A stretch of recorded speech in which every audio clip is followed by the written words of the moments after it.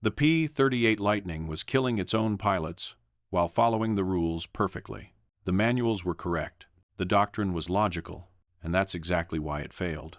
Over the Pacific, pilots were taught one truth: never turn, never slow down. But no one explained what to do when you couldn't run, when altitude was gone, speed was gone, and obeying the rule meant watching someone else die.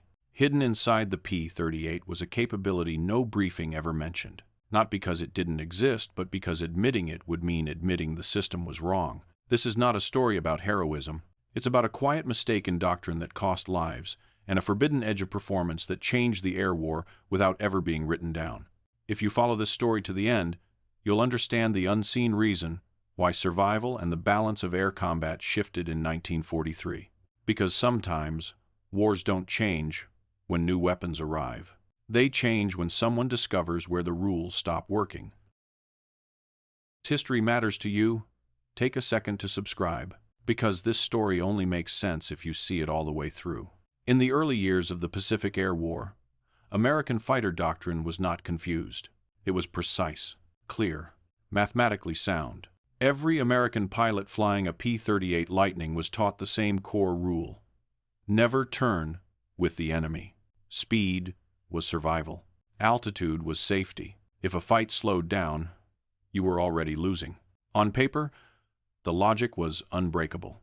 The Japanese Zero was lighter, more agile, and could outturn almost anything the Allies fielded. Physics favored it. Wing loading, control response, turn radius all pointed to the same conclusion: a turning fight meant death. The correct answer was always the same: dive, fire once, climb away. Repeat until either the enemy disengaged or ran out of luck. This doctrine was not superstition. It was built on data, testing, and early combat losses. And most of the time, it worked. But doctrine is designed for ideal conditions. It assumes space to maneuver. It assumes altitude to trade for speed. It assumes formations stay intact and weather behaves predictably.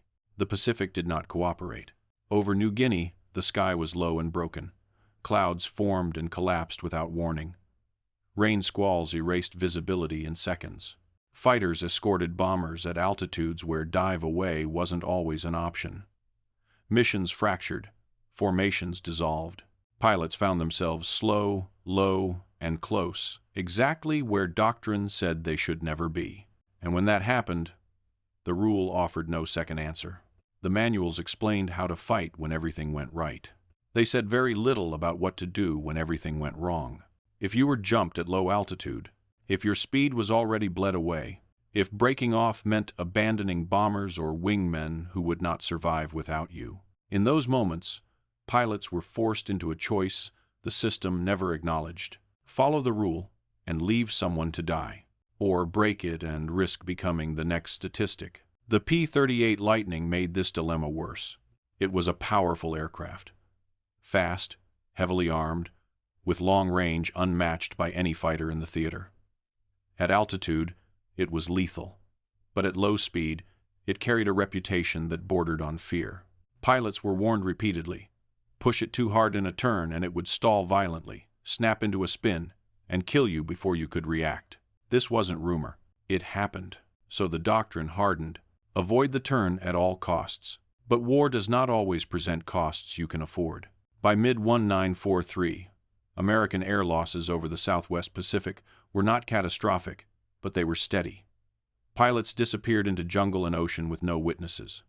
Loss reports piled up quietly. The system could replace aircraft. It could replace men. What it could not replace was experience, and every loss made the next mission harder. Commanders understood the math. Loss rates were acceptable. Victory was still probable. For the pilots flying those missions, the math felt very different, because doctrine does not die in the cockpit. People do. What no one wanted to confront was the uncomfortable possibility that the rules themselves were incomplete, that there existed situations the doctrine had never been designed to solve, situations where obedience increased danger instead of reducing it. Admitting that would mean rewriting training, rewriting limits, teaching pilots to operate closer to failure than the institution was willing to accept. So the rule stayed intact. On paper, it was still flawless.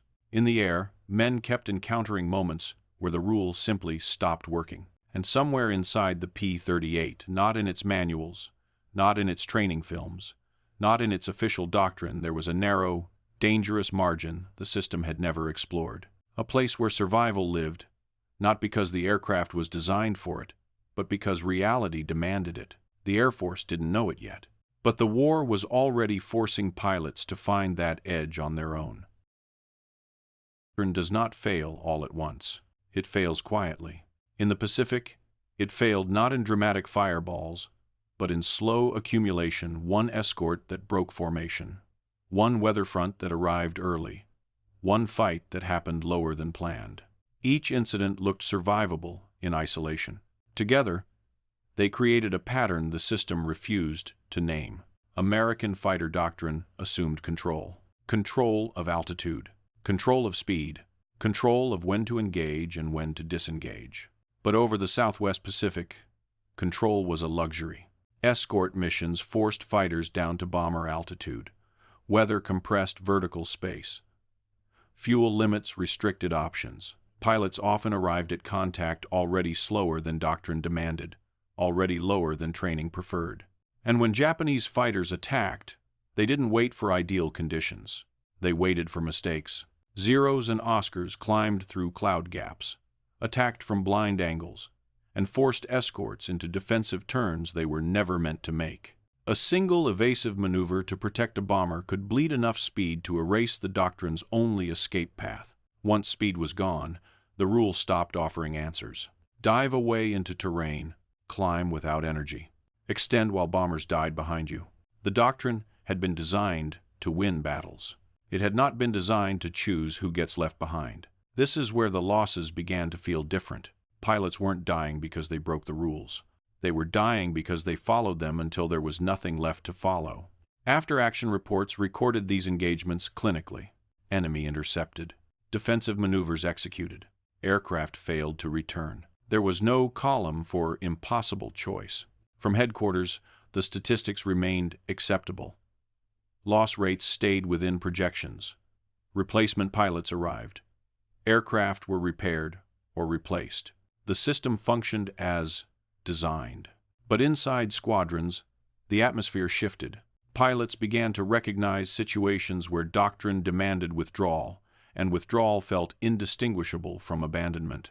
Escort pilots watched bombers fall apart under attack because breaking formation to help meant entering the forbidden zone of slow-speed maneuvering. Every pilot knew the warning by heart.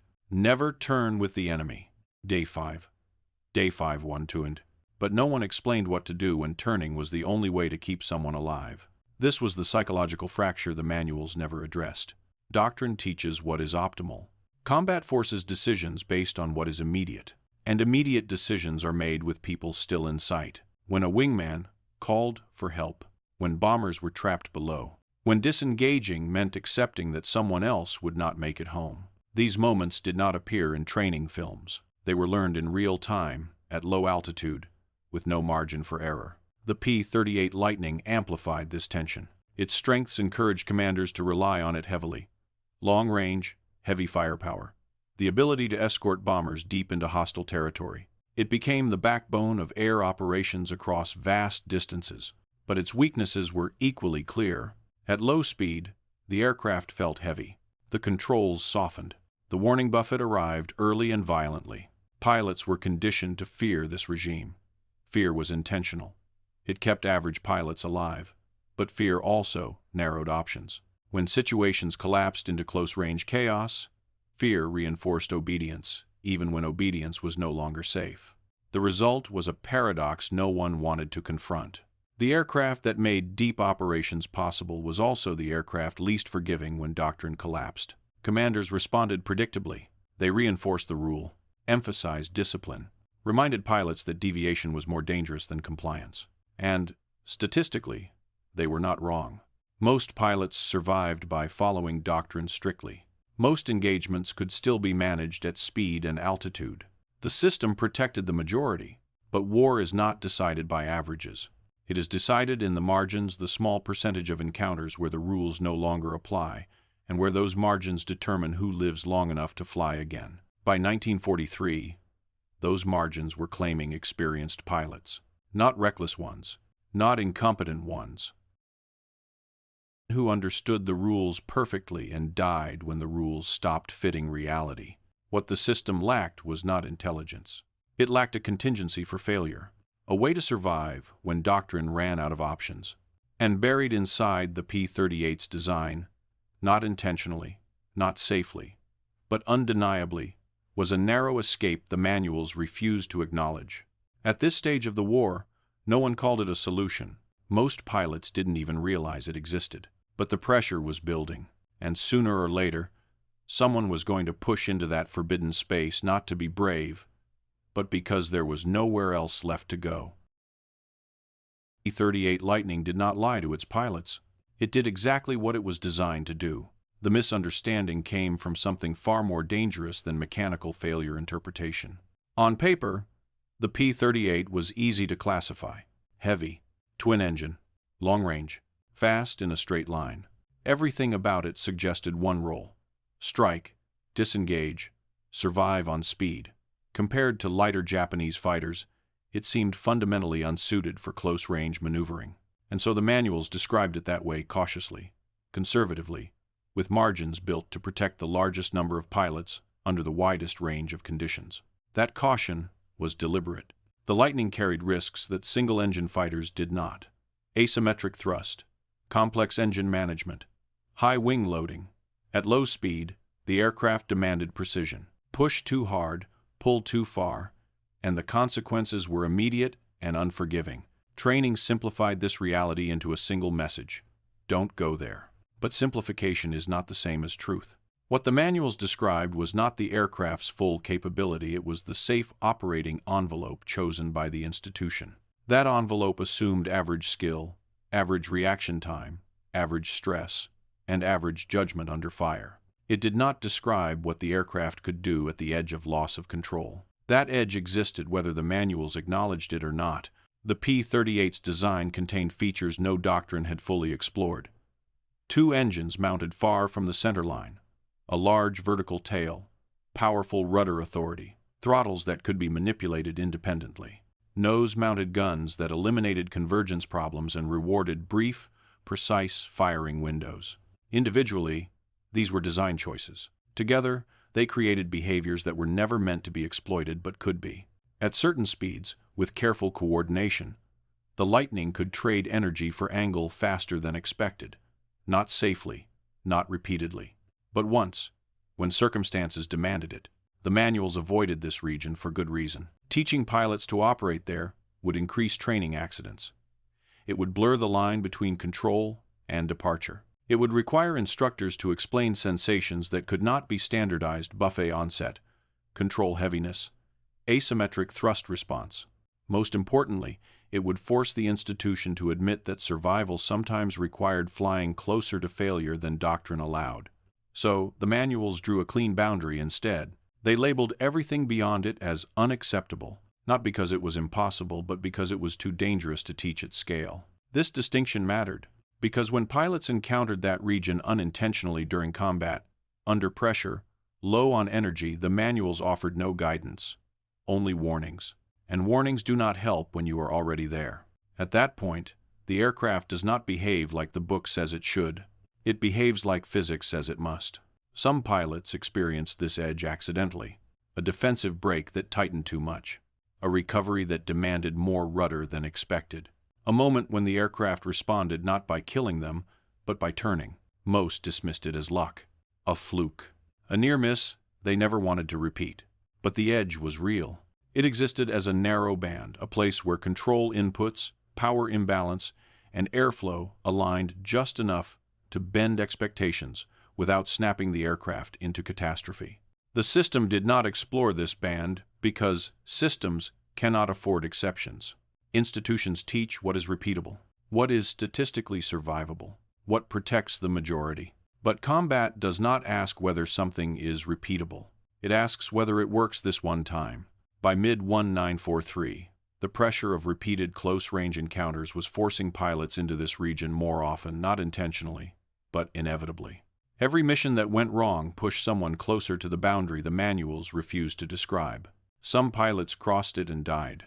Some crossed it and lived without understanding why. And a very small number crossed it, survived, and realized something critical. The aircraft was not failing. The doctrine was incomplete. There was more capability in the Lightning than the system was willing to acknowledge. Not enough to rewrite the rules.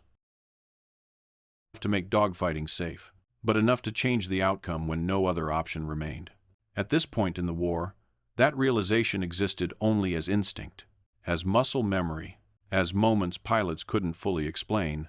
It had no name, not procedure, no approval, but it was there, waiting for the moment when Doctrine collapsed completely, and the only thing left between survival and loss was whether someone dared to stay inside that forbidden margin just long enough to matter. Doctrine does not announce when it stops working. It simply goes silent. In combat, that silence arrives fast. One moment, the sky is structured, altitudes assigned, roles defined, threats anticipated. The next, the structure dissolves, formations fracture, radios overlap. Weather compresses everything into a narrow vertical space, where speed and altitude are no longer choices, but memories. This was the moment pilots feared most. Not because it was chaotic, chaos could be trained for, but because it forced decisions Doctrine had deliberately avoided. Over the Southwest Pacific, these moments became increasingly common. Escort missions descended lower than planned. Bombers slowed under weather and fuel constraints. Fighters bled energy defending formations that refused to break apart. Japanese pilots understood this pressure better than anyone. They did not need to outfly American aircraft. They only needed to deny them space. By attacking from below cloud layers, by forcing defensive turns near bomber altitude, by splitting formations and attacking isolated elements, they dragged American pilots into the exact regime the manuals warned against: slow, low, and committed. Once there, Doctrine offered a single instruction: disengage. But disengagement was not always an option. Breaking away meant exposing bombers. Breaking away meant abandoning wingmen already committed to defensive maneuvers. Breaking away meant accepting losses that would not appear dramatic on reports but would be permanent. This was where the system revealed its blind spot. Doctrine assumed that survival decisions were individual. Combat made them collective. A pilot could save himself by obeying the rule, but doing so often meant someone else would not survive. No training film explained how to make that choice, and so pilots delayed it. They stayed in the fight longer than Doctrine allowed, not because they believed the aircraft could turn, but because leaving felt worse than staying. This hesitation pushed them toward the forbidden edge. As speed dropped and options collapsed, pilots found themselves pulling harder than instructed, feeding in rudder they had been trained to avoid, balancing asymmetric thrust without consciously naming it. Not as a maneuver, as a reaction. The aircraft protested. Controls grew heavy. The warning buffet rattled through the airframe. Every sensation screamed that the margin was gone. This was the point where training said to unload and run. But in these moments, running no longer solved the problem. Staying did not guarantee survival, but leaving guaranteed loss elsewhere. This is where the rule finally broke. Not in defiance, not in confidence, but in necessity. A pilot at the edge does not think in terms of doctrine. He thinks in geometry. Where is the enemy's nose? Where will it be in the next second? Where can I place mine before physics intervenes? At this level, combat becomes brutally simple. No tactics, no theory, just angles, timing, and whether the aircraft responds before the margin disappears. When the P-38 was forced into this regime, something unexpected happened. It did not immediately kill its pilots. If inputs were coordinated carefully, if power imbalance was managed, if rudder authority was used decisively, if the pilot rode the onset of stall instead of crossing it, the aircraft could pivot faster than Doctrine predicted. Not cleanly, not comfortably, but enough. Enough to deny an attacker a firing solution. Enough to reverse a pursuit. Enough to buy seconds that Doctrine had never accounted for. These moments were not victories. They were escapes measured in heartbeats. Most pilots who brushed this edge never understood what they had touched. They survived and attributed it to luck, or enemy error, or weather. They did not try to repeat it. A few, however, recognized the pattern. They felt the aircraft respond in ways the manuals denied. They noticed that control was not binary, that between stability and catastrophe existed a narrow band of influence, and they understood something deeply uncomfortable. The rule had not failed because it was wrong. It had failed because it was unfinished. The system had drawn its boundary too far from reality. It had protected the majority by forbidding a space where survival was possible but dangerous to teach. Heat of combat. That space was no longer theoretical. It was where pilots found themselves when doctrine ran out of answers. And once that boundary had been crossed intentionally, even once it could never be unseen. From that moment forward, the Lightning was no longer just a boom and zoom aircraft in the minds of the pilots who had touched the edge. It was something else, something the manuals still refused to name. Edge of control, aircraft stopped behaving like diagrams. They behaved like systems under stress. What the manuals described as loss of control was not a cliff. It was a slope, steep, narrow, and lethal if misunderstood. Inside that slope, the P-38 Lightning revealed a behavior doctrine had never modeled. The aircraft did not turn tighter because it was agile. It turned tighter because it was being abused in a very specific way. When speed dropped below the comfort zone, lift alone could no longer sustain maneuvering. Under normal circumstances, this is where fighters die, the wing stalls, airflow separates, control authority collapses. But the P-38 was not a normal fighter. Its engines were mounted far from the center line. This gave it something single-engine aircraft did not have at low speed: asymmetric thrust leverage. When one engine produced more power than the other, the aircraft did not just accelerate, it yawed.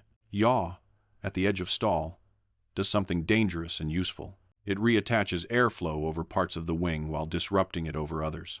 If handled precisely, this creates a momentary imbalance that allows the nose to rotate faster than pure lift-based turning would allow. Not safely, not predictably, but momentarily. This is where rudder became decisive. In most fighters, rudder is secondary. In the Lightning, at low speed and high angle of attack, rudder authority remained unusually strong. Coordinated with uneven throttle, it allowed pilots to rotate the aircraft around its vertical axis while sacrificing energy instead of altitude. This was not a turn in the traditional sense. It was an energy trade. Speed was converted into angle, stability was exchanged for position.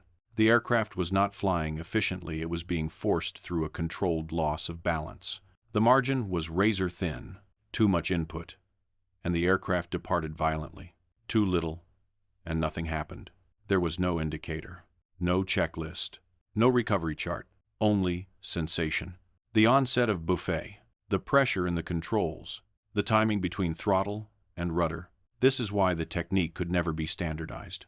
You could not teach it without killing pilots in training. It required judgment that could not be quantified, knowing exactly how far you could push before the aircraft stopped responding and started punishing. This is also why the manuals denied its existence. From an institutional perspective, this behavior was not a feature. It was an unacceptable risk profile. Teaching pilots to rely on a narrow, unstable regime would increase accidents exponentially. The Air Force could not justify that trade, even if it saved lives in rare combat scenarios. So the manuals simplified the truth. They collapsed a spectrum of behavior into a binary warning: don't turn. But reality is never binary. In combat, pilots were forced into this regime not by choice, but by geometry. When attackers committed to tight pursuit at low speed, when disengagement closed, when altitude and speed were already gone, the Lightning's forbidden behavior became the only remaining option. What mattered was not turn radius, it was nose position. If the pilot could rotate the nose just enough, just long enough, the P-38's nose-mounted guns transformed that brief alignment into decisive force. No convergence delay, no spread. A concentrated burst delivered in a window measured in fractions of a second. This is why the outcome appeared miraculous to observers. From the outside, it looked like the P-38 was outturning lighter fighters. It wasn't. It was stealing time. Time bought by sacrificing energy, comfort, and safety margin time. The attacker had not anticipated losing. Japanese pilots committed to the turn, expecting the geometry to favor them. Instead, They found themselves momentarily denied angles they assumed were guaranteed.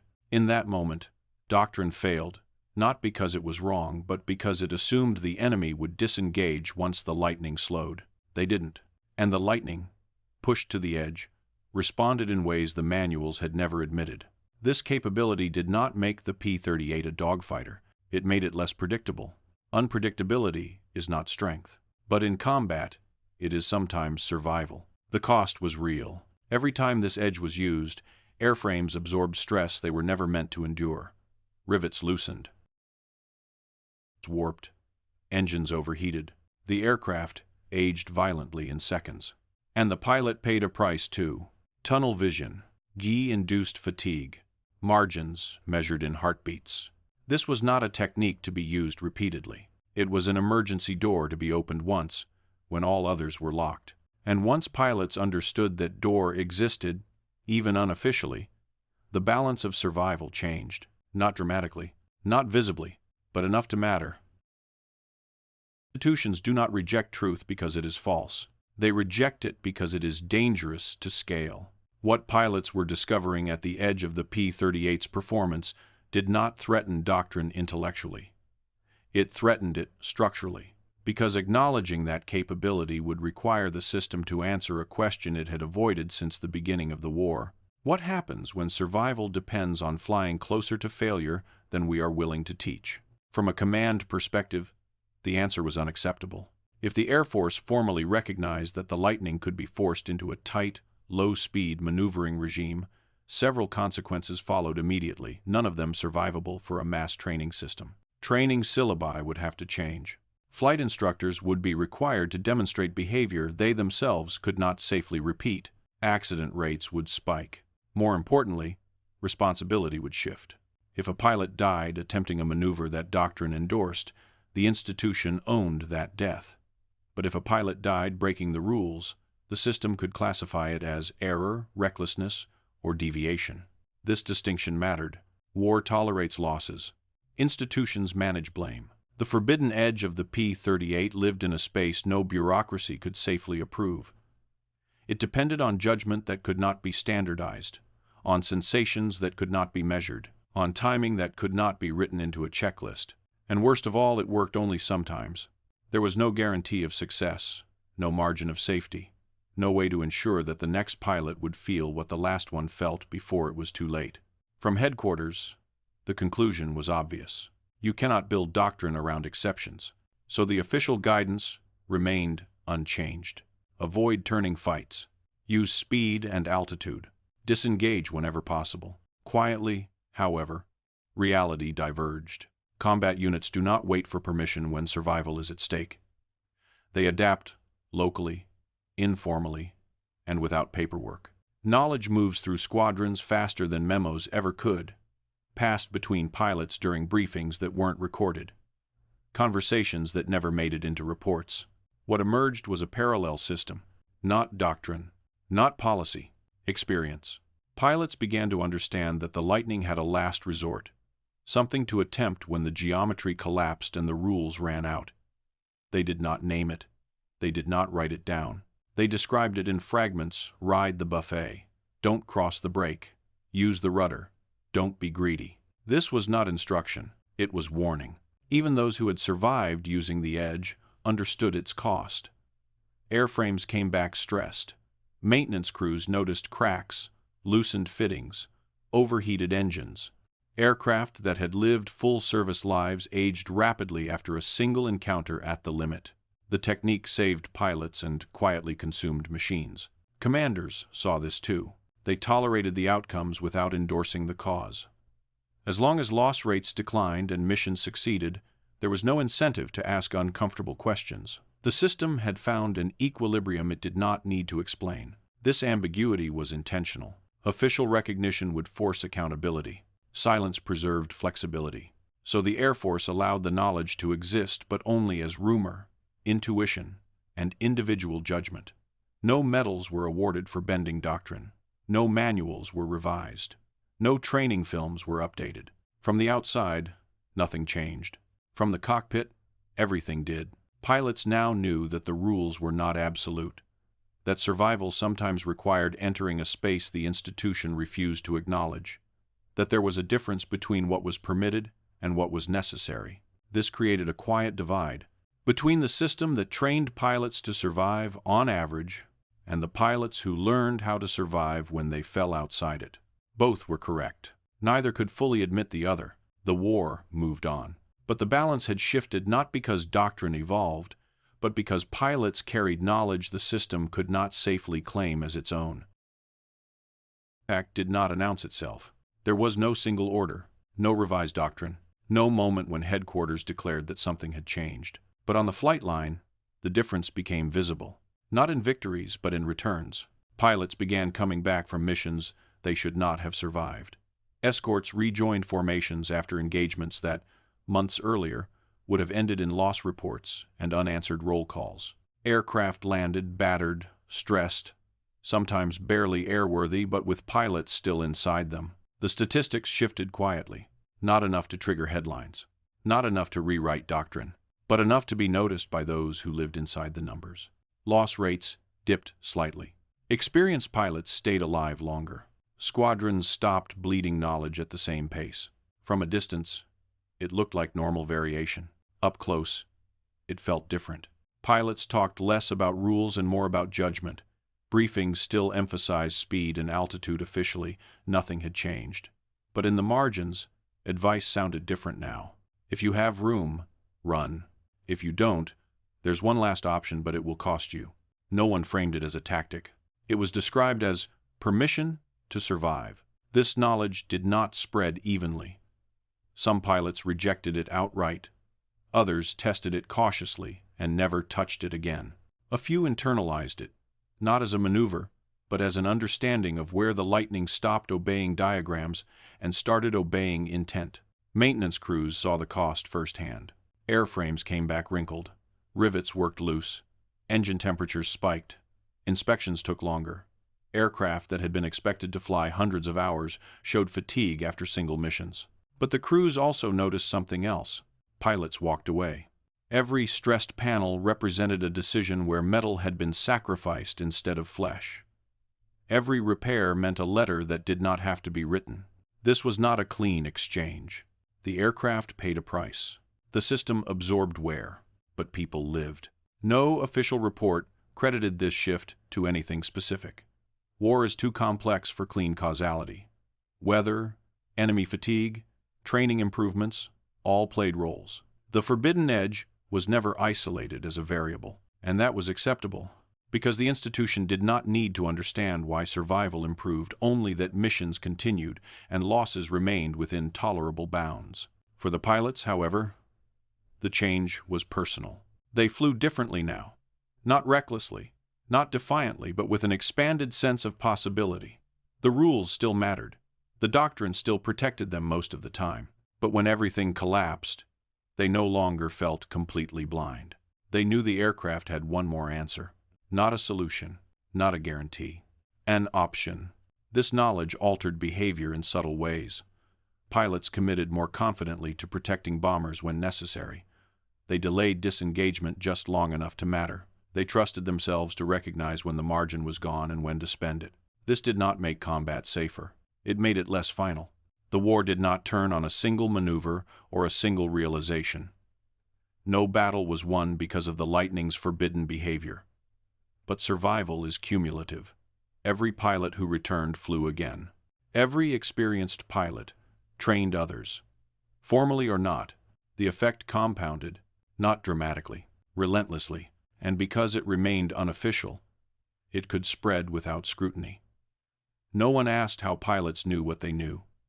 No one demanded proof. The system did not interfere because acknowledging the mechanism would force it to confront risks it could not manage openly. So the change remained invisible, embedded in instincts, carried in muscle memory, passed quietly from cockpit to cockpit. By the time the air war moved forward, by the time new aircraft, new tactics, and new theaters emerged, the Lightning's reputation had subtly shifted. Not as a dogfighter, not as a miracle machine, but as something more dangerous to underestimate. The manuals never caught up. They didn't need to. The men flying the aircraft already had.